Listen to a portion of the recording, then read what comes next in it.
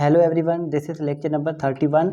Lecture number 31 के अंदर आज हम डिस्कस करने जा रहे हैं आर्टिकल 24।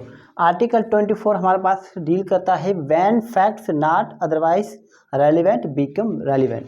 इसकी मीनिंग पहले आप समझ लें, उसके बाद हम इसकी बैरिटिंग करेंगे। ठीक है, व्हेन फैक्ट्स, जब इसी कोई हकीकत नॉट अदरवाइज रेलिवेंट, किसी भी और तरीके से वो रेलिवेंट ना हो, बिकम रेलिवेंट, जो कि वो रेलिवेंट बन जाए।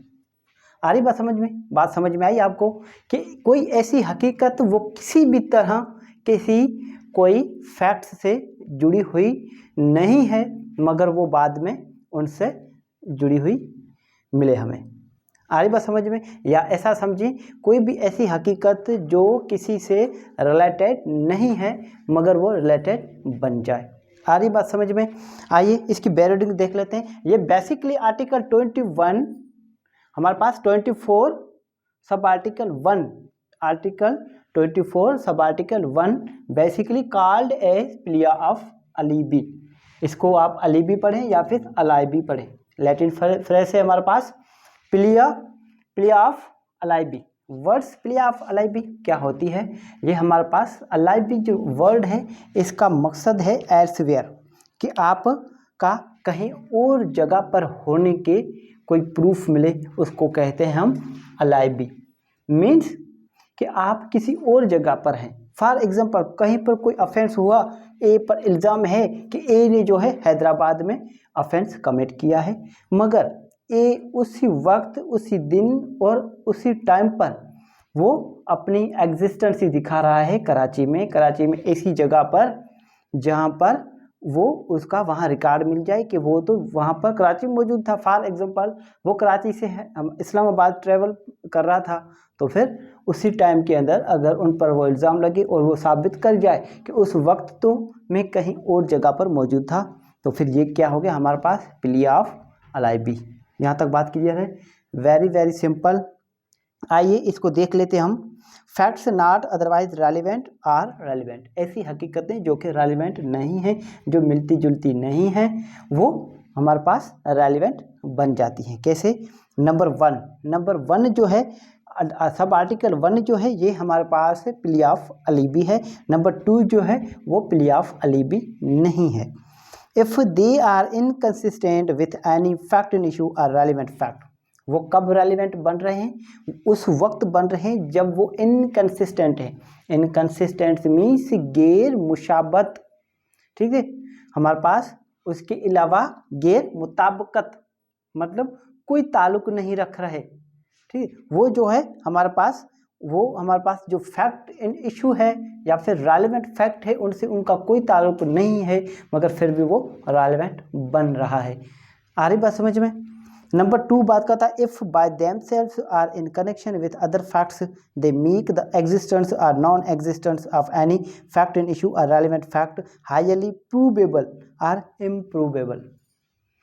आइए मैं आपको समझाता हूँ कि हमारे पास आर्टिकल 24(2) क्या कहता है। आर्टिकल 24(2) नंबर 1 क्या कह रहा था हमारे पास? नंबर 1 कह रहा था प्लिया ऑफ अलाइबी। नंबर 2 कहता है इफ बाय देमसेल्व्स, हमारे पास facts not otherwise relevant are relevant if by themselves, अगर वो खुद ब खुद are in connection with other facts, या फिर दूसरे जो हकीकत हैं उनसे उनका ताल्लुक हो।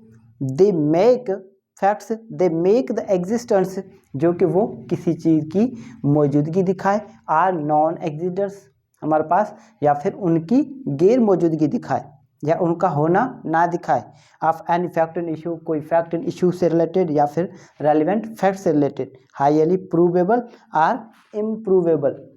हाईली प्रूवेबल मीन्स कोई ऐसा हमारे पास एविडेंस मिल जाए, फॉर एग्जांपल किसी की सीसीटीवी कैमरा मिल जाए, या फिर किसी की फॉर एग्जांपल कोई रसीद वगैरह रिसिप्ट मिल जाए कि वो हमारे पास ट्रैवल कर रहा था किसी एक कंट्री से दूसरी कंट्री, किसी एक सिटी से किसी दूसरी सिटी पर। ठीक है, तो फिर वो जो उनका प्रूफ है सीसीटीवी या फिर वो क्या है? हाईली प्रूवेबल है। ठीक है, जिससे हम किसी चीज़ को साबित कर सकते हैं, या फिर कोई ऐसी वजह जिनकी वजह से हम उनको क्या नहीं कर सकते, प्रूव नहीं कर सकते, वो हमारे पास आ जाएगा हाईली इम्प्रूवेबल। वो जो हमारे पास क्या बन जाते हैं, रेलिवेंट फैक्ट बन जाते हैं। ठीक है, आइए इलस्ट्रेशन देख लेते हैं हम। इलस्ट्रेशन नंबर 1,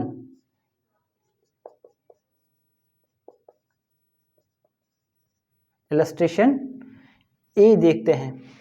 इलस्ट्रेशन ए बात करता है the question is whether A committed a crime at Peshawar on a certain day.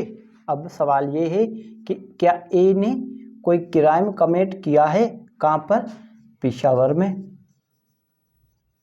ठीक है, अब हकीकत क्या है, the fact that on that day A was eight Lahore is relevant. मगर हकीकत ये है, फैक्ट्स ये है कि उसी दिन ए जो है कहाँ पर मौजूद था, ए जो है लाहौर में मौजूद था। ठीक है, तो फिर ये क्या हो गया हमारे पास, हाईली प्रूवेबल। आ रही बात समझ में, मतलब ये हमारे पास डील करता है, हमारे पास जो इलस्ट्रेशन ए है ये डील करता है आर्टिकल 24(1) से। किससे डील करता है, आर्टिकल 24(1) मीन्स प्ली ऑफ अलिबी। मतलब एक वाक़या दिखा रहे हैं ए के लिए कि ए ने कोई जुर्म किया है पेशावर के अंदर, मगर हकीकत ये है कि उस दिन, उस वक्त और उस दिन हमारे पास ए जो है वो लाहौर में मौजूद थे। तो फिर साबित हो गया ना कि हमारे पास इन्होंने साबित कर लिया कि वो उस दिन तो कहीं और जगह पर मौजूद थे। ठीक है, तो फिर ये प्ली ऑफ अलिबी हो गया। यहाँ तक बात क्लियर है। इसी हमारे पास इसी इलस्ट्रेशन ए के अंदर आइए आगे देख लेते हैं। The fact that near the time when the crime was committed, जब ये क्राइम हुआ पेशावर में, ठीक है, उस वक्त के करीब, A was at a distance, A जो है इतने मुफासले पर था, कितने, ए जो है जिस दिन पेशावर में ऑफेंस कमिट किया उस वक्त ए जो है कुछ डिस्टेंस पर था। इतने डिस्टेंस पर देख लेते हैं आगे। A was at a distance from the place where it was committed, कुछ ही मुफासले पर था। ठीक है, या कुछ इतने मुफासले पर, यहाँ पर मुफासला नहीं दिखा गया कि शॉर्ट या फिर हाईली हमारे पास ज़्यादा डिस्टेंस हो, which would render it highly improbable though not impossible that he committed it is relevant। जो है इतनी मुफासले पर था कि वो उसका आना वहाँ पर हाईली इम्प्रूवेबल था। कैसे, देख लेते हैं। पेशावर ए पर इल्ज़ाम है कि ए ने पेशावर में कोई ऑफेंस किया है, मगर उससे कुछ ही पहले, उससे कुछ ही वक्त बाद ये जो है कहाँ पर था, हमारे पास लाहौर में था। ठीक है, लाहौर, ये पेशावर से लाहौर बाय एयर आ सकता है। ठीक है, मगर ये क्या है, हाईली इम्प्रूवेबल है। ठीक है, आप समझ लें कि ये जिस दिन ऑफेंस हुआ उस वक्त या उस वक्त से कुछ ही वक्त के अंदर, दैट उसी वक्त के अनकरीब पेशावर में वाक़या दिखा रहे हैं कि ए ने पेशावर में कोई ऑफेंस किया है, कोई क्राइम किया है, मगर उस वक्त ए कहाँ पर था, लाहौर में था। ठीक है, अब लाहौर में था तो फिर ये नामुमकिन है कि हमारे पास ये, हम इस पर यकीन हम कैसे करें कि ए ने ये जो जुर्म जो है वो ए नहीं किया है, मगर इतना डिस्टेंस था, इतना मुफासला था कि वो हमारे पास क्या था, उन पर हम यकीन तो नहीं कर सकते थे, मगर वो नामुमकिन भी नहीं था। तो फिर ये फैक्ट्स रेलिवेंट कहलाएंगे। ए इतने डिस्टेंस पर था कि पेशावर से एक ही आवर्स में या कुछ ही वक्त के अंदर वो लाहौर आ सकता था वो जुर्म कमिट करने के लिए। ये क्या है, इम्प्रूवेबल तो है, मगर इम्प्रूवेबल है, मगर ये इम्पॉसिबल नहीं है। मान तो नहीं सकते कि ए तो उस वक्त लाहौर में था, उसके थोड़ी वक्त बाद ही लाहौर में था। ठीक है, कुछ ही वक्त में से 10 बजे वाक़या हुआ है पेशावर में, ये 12 बजे में लाहौर घूम रहा था, लाहौर में इनको देखा गया। मगर हो सकता है हमारे पास क्या है, ऑफेंस कमिट कब हुआ, 10 बजे कमिट हुआ, कहाँ पर, पेशावर में, और 12 बजे तो ये लाहौर में घूम रहा था। तो फिर ये एतमाद करना, इस बात पर यकीन करना बहुत ही मुश्किल है कि ये ऑफेंस जो है, ये क्राइम जो है ए ने ही पेशावर में कमिट किया है, कोई नहीं मान सकता। मगर जिस वक्त हमारे पास ए पर इल्ज़ाम है कि ए ने 10 हमारे पास क्या 10 बजे ऑफेंस कमिट किया है पेशावर में, मगर वो लाहौर में था। मगर उनसे हम नामुमकिन तो है बात, इम्प्रूवेबल है, मगर वो उस वक्त के अंदर बाय एयर या फिर किसी ऐसी हमारे पास कन्वीनियंस से वो लाहौर बआसानी पहुंच सकता था। तो फिर इस पर जो एविडेंस होगी वो हमारे पास एविडेंस रेलिवेंट कहलाएगी। ये हमारे पास कुछ हिस्सा जो है वो प्ले ऑफ अलेबी है, और बाकी हिस्सा जो है वो है आर्टिकल 24(2) से रिलेटेड है, जो कि प्ले ऑफ अलेबी नहीं है। यहाँ तक बात क्लियर है। उसके बाद चले जाते हैं इलस्ट्रेशन नंबर बी पर।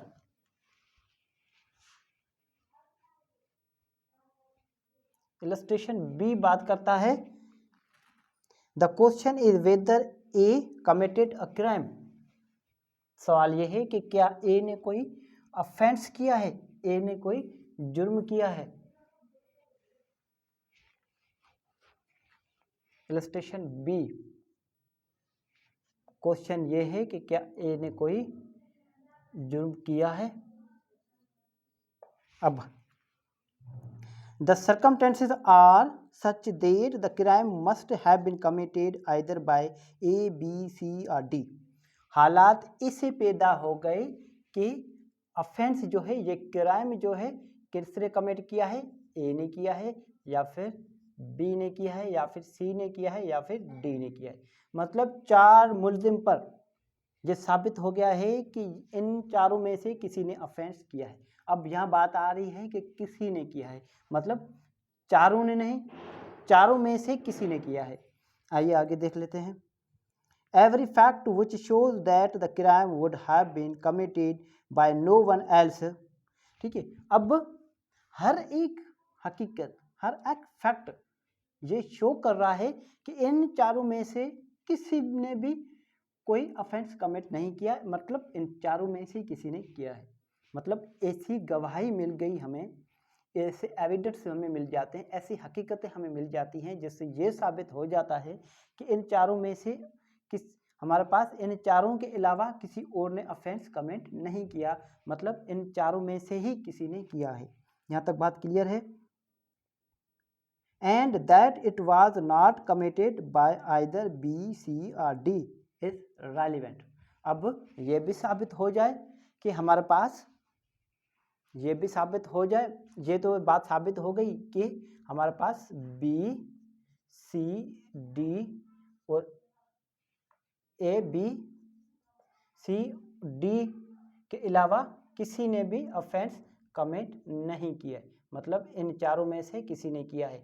अब यहाँ पर बात साबित ये हो जाती है कि इन चारों में से बी सी और डी ने नहीं किया।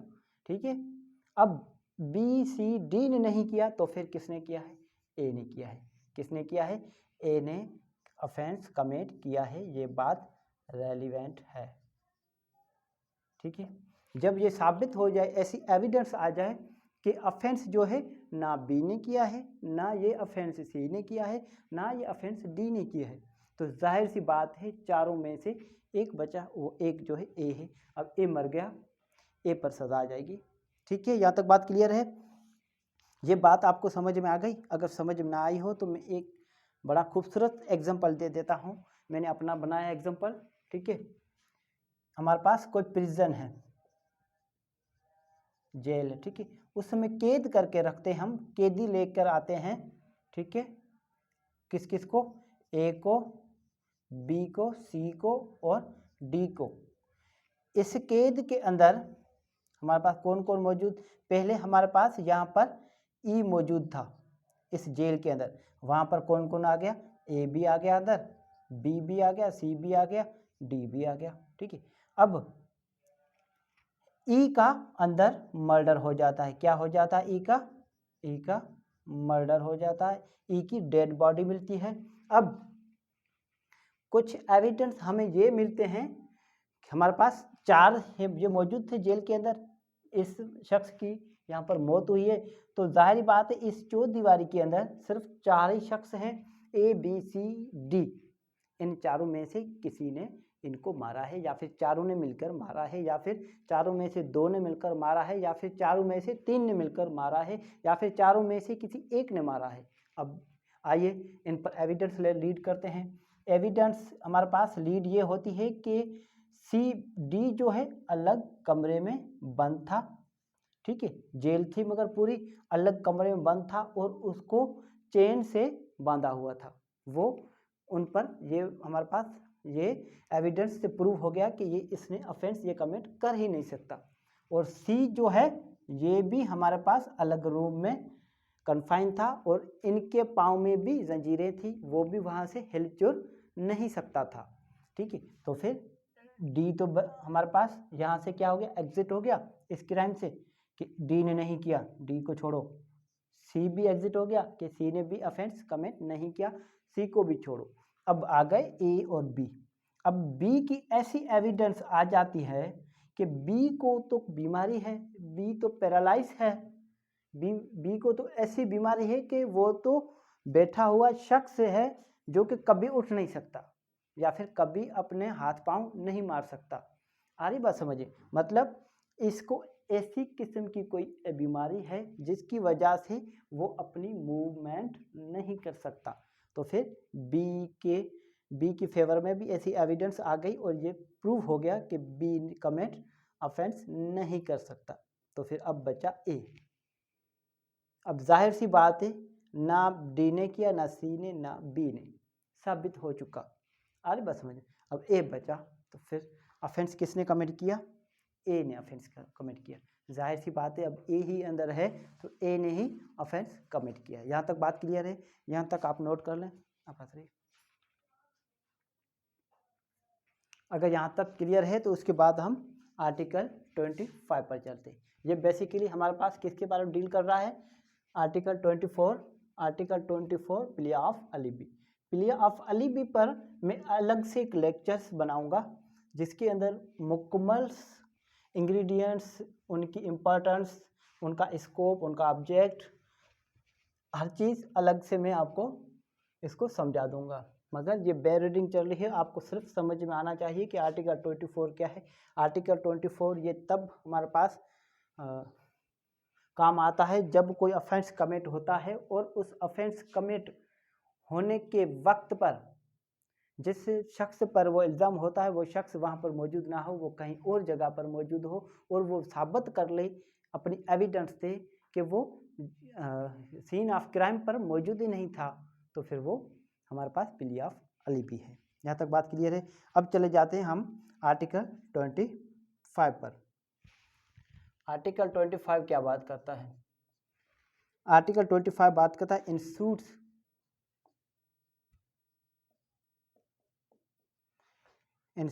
For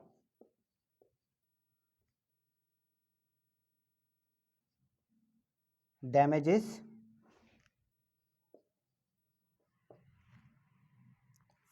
facts tending to enable court to determine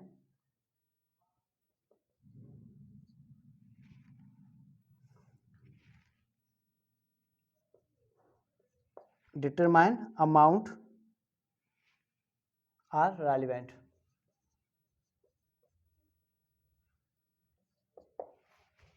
अब आर्टिकल 25 क्या बात करता है, आर्टिकल 25 जो है इस पर आने से पहले इनके बारे में बता दूं कि आर्टिकल 25 जो है ये बेसिकली डील करता है सिविल मैटर्स से। आ रही बात समझ में, ये हमारे पास बेसिकली डील करता है सिविल मैटर से। और when there is a claim of damages, जब यहाँ पर कोई क्लेम हो डैमेजेस का, ठीक है।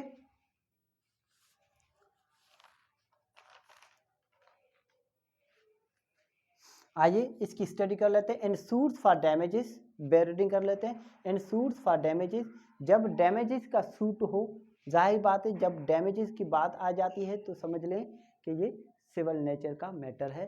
ठीक है, दिस आर्टिकल 25 बेसिकली हमारे पास apply to civil matters when there is a claim of damages. Insures for damages, facts tending to enable court, ऐसी हकीकतें जो कि कोर्ट की अटेंशन ले आए या फिर कोर्ट को काबिल बनाए। ठीक है, किसके लिए? To determine amount are relevant, to determine amount are relevant. ठीक है, कोर्ट को काबिल बनाए ऐसी हकीकतें जो कि डैमेजेस के मैटर में है, डैमेजेस के सूट्स हमारे होते हैं, उनके अंदर कोर्ट को ये काबिल बनाए, इसके काबिल बनाए कि कोर्ट जो है वो तायुन कर सके, वो डिटरमाइन कर सके वो अमाउंट। ठीक है, तो फिर ऐसे हमारे पास हकाइक और ऐसी हकीकतें वो रेलिवेंट कहलाएंगी। यहाँ तक बात क्लियर है? आइए देख लेता हूँ। In suits in which damages are claimed, ऐसे सूट्स जिसके अंदर डैमेज क्लेम किया गया हो। An effect which will enable the court to determine the amount of damages. ठीक है, और ऐसे हकीकतें जो कि कोर्ट को काबिल बनाए अमाउंट को, उन पैसों को जो है डिटरमाइन करने के लिए। ठीक है, which are to be awarded, जो कि हमारे पास किसी को दिए जा सकते हैं, जो कि किसी को दिए जाने हैं। अरे आर टू बी मतलब देने चाहिए, या फिर हमारे पास कोई भी अवार्डेड क्या है यहाँ पर? will enable court to determine the amount of damages which are to be awarded, जो कि देने चाहिए। ठीक है, आगे बात समझिए, यहाँ तक बात क्लियर है? आर्टिकल 25 क्या बात करता है? इन सूट्स फॉर डैमेजेस, जो डैमेजेस के सूट्स होते हैं, जो डैमेजेस के केस होते हैं सिविल नेचर के, ठीक है, उसके अंदर फैक्ट्स टेंडिंग टू, ऐसी हकीकतें, ऐसे हकाइक जो कि कोर्ट को काबिल बनाए, ठीक है, डिटरमाइन अमाउंट, कि उस अमाउंट को डिटरमाइन करें कि कितनी डैमेजेस हम इनको दें। आ रही बात समझ में? और ये सब फैक्ट्स जो हैं वो रेलिवेंट कहलाएंगे। आ रही बात समझ में? अब कैसे? एग्जांपल दे देते हैं कि हमारे पास example, at given time income of victims. For example किसी ए का एक्सीडेंट कर लेता है, कौन? ए जो है बी का एक्सीडेंट कर लेता है। क्या करता है? बी का एक्सीडेंट करता है। कौन करता है? ए करता है। अब ए जो है हॉस्पिटल में है, कहाँ पर? हॉस्पिटल में है, इनका इलाज हो रहा है। अब ए के जो लीगल हेयर्स हैं, ठीक है, उन्होंने सूट फाइल किया है किस पर? Legal heirs of B suit किस पर फाइल किया है? ए पर फाइल किया है कि आप हमें डैमेजेस दें। ठीक है, डैमेजेस के लिए सूट फाइल किया है बी के लीगल वारसों ने, जायद वर्षा ने ए पर केस फाइल किया है कि आप हमें हर्जाना दें, आप हमें हर्जाना दें, हमारा इतना नुकसान हुआ है। अब यहाँ पर देखा जाएगा कि ए जो है हमारे पास उस वक्त क्या थी? ए के हमारे पास जो फैमिली है, ए की फैमिली, उनकी इनकम देखी जाएगी। अब सूट फाइल किया है कितने हर्जाने का? फॉर एग्जांपल 10 लाख का, 10 लाख का। ठीक है, अब कोर्ट जो है कैसे डिटरमाइन करें कि इसको हम कितना हर्जाना दें? 10 लाख तो बड़ी रकम है, सिर्फ इसका एक्सीडेंट हुआ है। ठीक है, अब इनकम देखी जाएगी किसकी? बी की फैमिली की। ठीक है, बी की फैमिली की इनकम देखी जाएगी, और उसके अलावा जो हमारे पास और जो फैमिली मेंबर हैं बी के, वो देखे जाएंगे कि बी के कितने फैमिली मेंबर्स हैं। एक तो ये बात आ गई, नंबर ये बात आ गई। नंबर 3 पर जो एक्सीडेंट का खर्चा आया,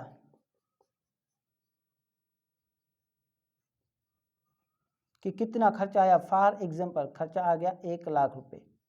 ठीक है, अब ये सब ये सब ऐसे हकाइक हैं, ये सब ऐसे फैक्ट्स हैं जो कि हमारे पास कोर्ट को जो है काबिल बनाते हैं एक हमारे पास डैमेजेस की सूट में एक हमारे पास डैमेज और उसकी अमाउंट जो है उसको डिटरमाइन करने के लिए हमें इसको कितने अवार्ड्स करने चाहिए, हमें इनको कितने डैमेजेस देने चाहिए। आ रही बात समझ में। अब 1 लाख रुपया इनका खर्चा हुआ है और बी की फैमिली की हालत भी देख ली और बी के हमारे पास खानदान, हमारे पास जो खानदान मेंबर है उनको भी देख लिया। अब इन सब सूरत हाल को हमारे पास नज़र में रखते हुए कोर्ट जो है फैसला करेगी। फॉर एग्जांपल कोर्ट क्या कर रही है, 5 लाख अवार्ड कर रही है। कितने डैमेजेस दे रही है, 5 लाख रुपए। अब ये जो हमारे पास क्लेम होते हैं ना, ये हमारे पास डैमेजेस के जो सूट होते हैं उसके अंदर वकील कोर्ट में सिर्फ यही कहेगा कि मेरे क्लाइंट को हर्जाना दिया जाए और हर्जाने तय करने के लिए जो भी फैक्ट्स मदद करेंगे उसे रेलिवेंट्स माना जाएगा। यहाँ तक बात क्लियर है। अब इसके अंदर वकील क्या करता है, वकील सिर्फ यही करता है कि मेरे क्लाइंट्स का इतना नुकसान हुआ है, आप कोर्ट ये जो मेरे क्लाइंट्स को इतना हर्जाना उस पार्टी से दिलवाए, अवार्ड करवाए जिसकी वजह से इसका नुकसान हुआ है, वो डैमेजेस इनको दिया जाए। ठीक है, और उस डैमेजेस की अमाउंट को तयन करने के लिए जो भी हकीकतें इनकी मदद करेंगी वो सब की सब क्या कहलाएंगी, वो सब की सब रेलिवेंट कहलाएंगी। अरे बस समझ लो, और उन पर एविडेंस लीड होगी और उनके मुताबिक ही डैमेजेस हमारे पास अवार्ड होंगे। यहाँ तक बात क्लियर है। अगर यहाँ तक बात क्लियर है तो फिर इसके बाद हम आगे चलते हैं। आगे देख लेते हैं आर्टिकल 26।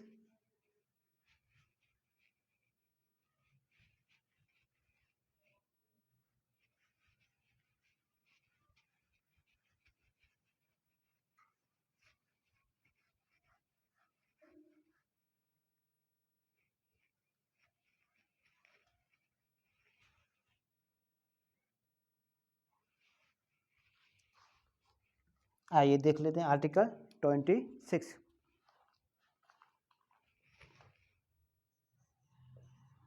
आर्टिकल 26 बात करता है facts relevant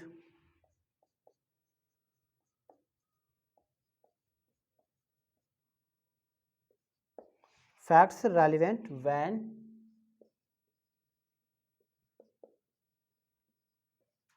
right or custom is in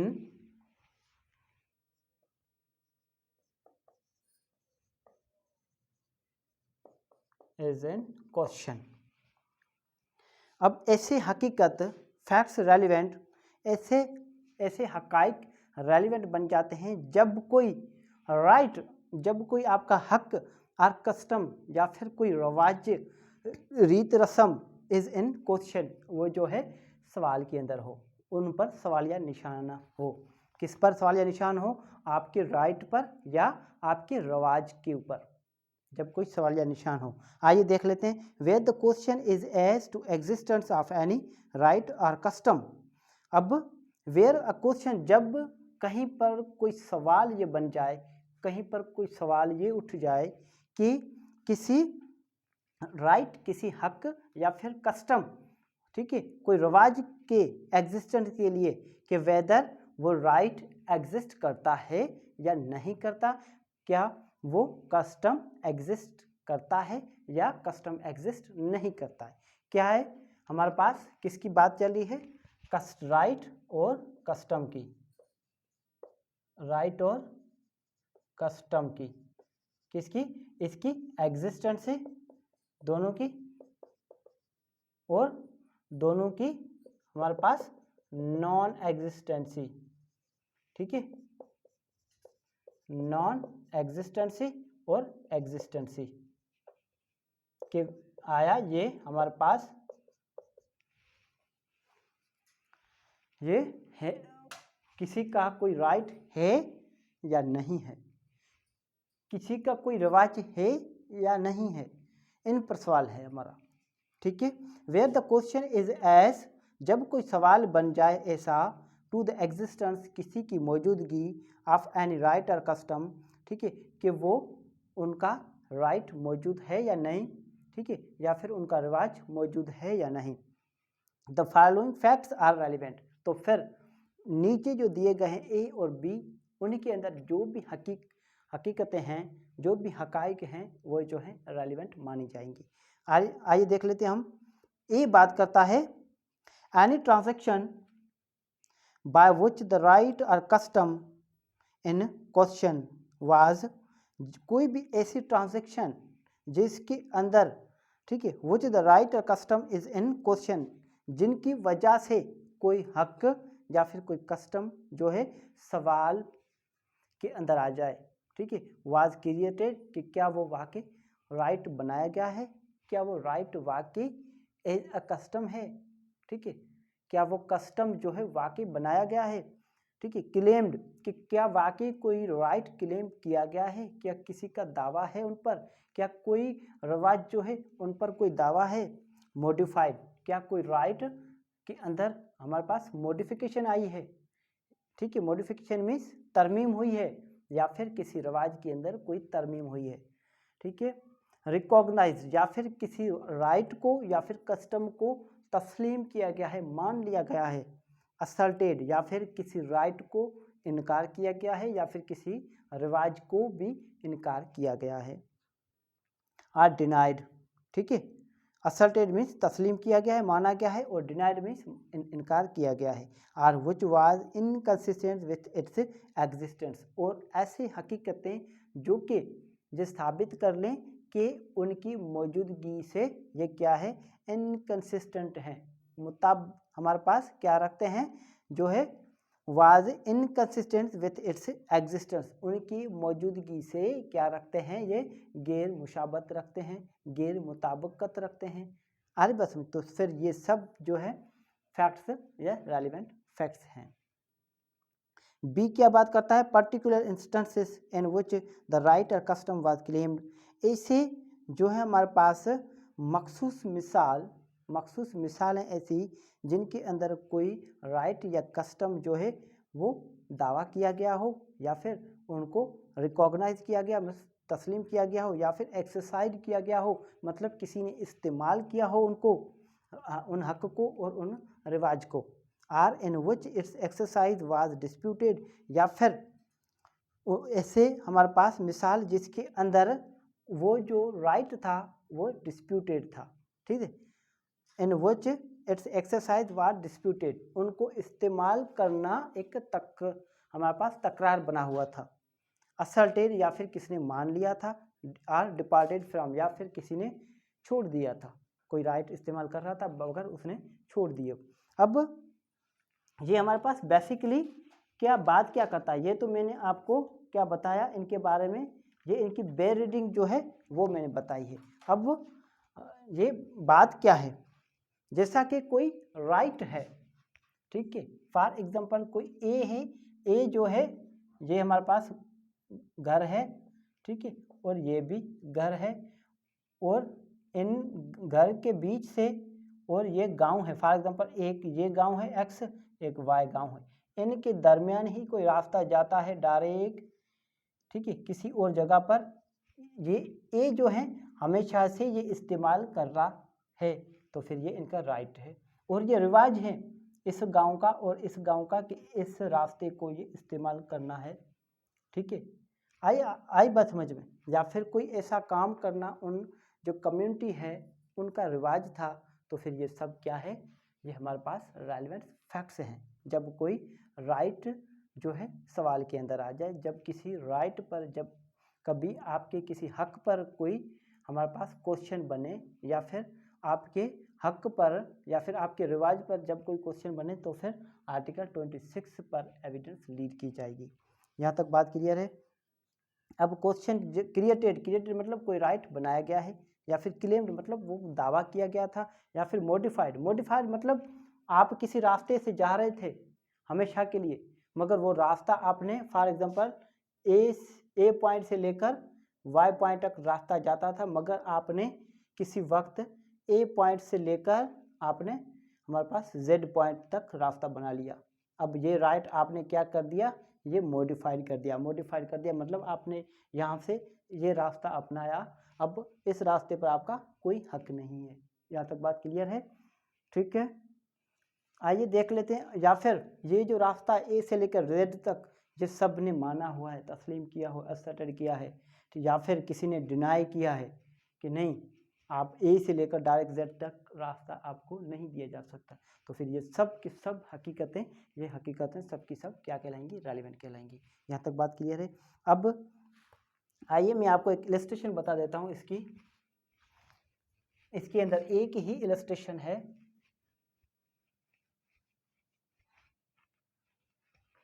illustration ये है फिशरीज के बारे में। द क्वेश्चन इज, सवाल ये है कि ए जो है, the question is whether A has a right to a fishery, कि ए का क्या ए का वाकई हक है माहीगिरी का। माहीगिरी समझते हैं, मछलियां पकड़ना। क्या ए का, सवाल ये है कि क्या ए का वाकई हक है मछलियां पकड़ने का। ठीक है, अब आइए देख लेते हैं हकीकतें क्या है। A deed conferring the fishery on A's ancestors. अब ऐसी एक डीड्स बनी हुई थी, कोई ऐसा डॉक्यूमेंट्स बना हुआ था जो कि राइट दे रहा था किसके, ए के आबाओ अजदाद को। आबाओ अजदाद मतलब ए के जो हमारे पास दादा परदादे थे उन पर राइट कॉन्फर कर रहा था, राइट वेस्ट हो रहा था ए के खानदान पर, कि ए के जो हमारे पास क्या थे, फोर फादर थे, इनके दादा परदादे थे, उनका हक था हमारे पास मछली पकड़ने का। ये रिवाज था, ये क्या है, राइट था, कस्टम था। अब आइए देख लेते हैं आगे क्या है। A mortgage of the fishery by A's father. अब ए के जो फादर ने हमारे पास क्या दिया था, इसको मॉर्गेज कर दिया था कहीं पर, मतलब ए पर राइट था, ए के फादर ने मॉर्गेज कर दिया किसी और के पास, ये भी रेलिवेंट फैक्ट है। अब आगे है a subsequent grant of fishery by A's father. अब जो बाद में ए के फादर को जो बाद में जो ग्रांट किया गया राइट फिशरी का, ठीक है, आगे बात समझिए। इररिकंसाइलेबल विथ मॉर्गेज, जो कि हमारे पास मॉर्गेज से बिल्कुल डिफरेंट है, मॉर्गेज से बिल्कुल अपोजिट है, कि ए पर जो राइट ग्रांट हुआ है वो ए जो है किसी को भी राइट मॉर्गेज नहीं कर सकता है, किसी को भी रहन के तौर पर नहीं दे सकता। Particular instances in which A's father exercise the rights, और ऐसे मखसूस मिसालें जिस मिसालों के तहत जो ए का फादर उस राइट को इस्तेमाल करता था, उस अपने हक को इस्तेमाल करता था, ठीक है, or in which the exercise of the right was stopped by A's neighbours, या फिर उसी तरह जो ए के जो पड़ोसी थे, जिस तरह ए के फादर इस राइट को इस्तेमाल करते थे कि वो मॉर्गेज नहीं कर सकते किसी को, ए के फादर को ही इस्तेमाल करना है, अगर नहीं इस्तेमाल करना छोड़ दें, अगर इस्तेमाल करेगा तो सिर्फ ए का फादर ही करेगा, ए के फादर ही इस्तेमाल करेगा। और उसके बाद ए के जो नाइबर्स हैं, उन्होंने इस हक को इस्तेमाल करने से वो स्टॉप कर दिया, मतलब उन्होंने बंद कर दिया उस हक को इस्तेमाल करने। फॉर एग्जांपल ये तालाब है, इस तालाब के अंदर ए जो है, ए का फादर जो है वो क्या करता है, मछलियां पकड़ता है, ठीक है, और इनको राइट, इनको हक था पूरा, मगर जो पड़ोसी जो पहले मछलियां यहाँ पर पकड़ा करते थे उन्होंने क्या कर दिया, मछलियां पकड़ना बंद कर दिया, ठीक है, ये क्या हुआ, रिकॉग्नाइज हो गया, असर्टेड हो गया, यहाँ पर कोई इनकार नहीं कर रहा इसके राइट से, ठीक है, तो फिर ये एक रिवाज बन गया कि यहाँ पर ए के, अब हमारे पास जो ए के जो बड़े थे दादा परदादे, उन सब ने इस जो राइट को, इस हमारे पास हक को इस्तेमाल किया है, तो फिर अब उनके सब जो है हमारे पास हमारे पास बेटे, पोते, पड़पोते सब इस्तेमाल करेंगे, अब और कोई इस्तेमाल नहीं करेगा।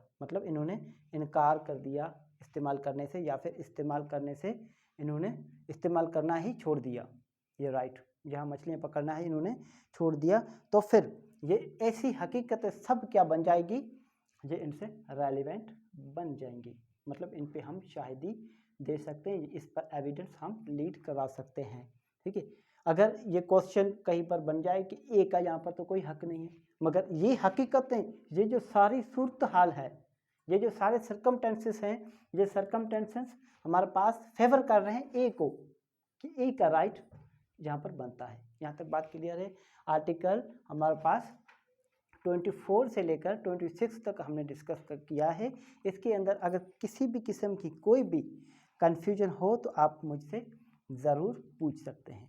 ठीक है, ये हमारे पास बेयर रीडिंग चल रही है। बेयर रीडिंग के अंदर सिर्फ हम इसकी जो आर्टिकल है उसकी एक्सप्लेनेशन दूंगा, उसके अलावा उससे हटकर कुछ भी नहीं बताऊंगा।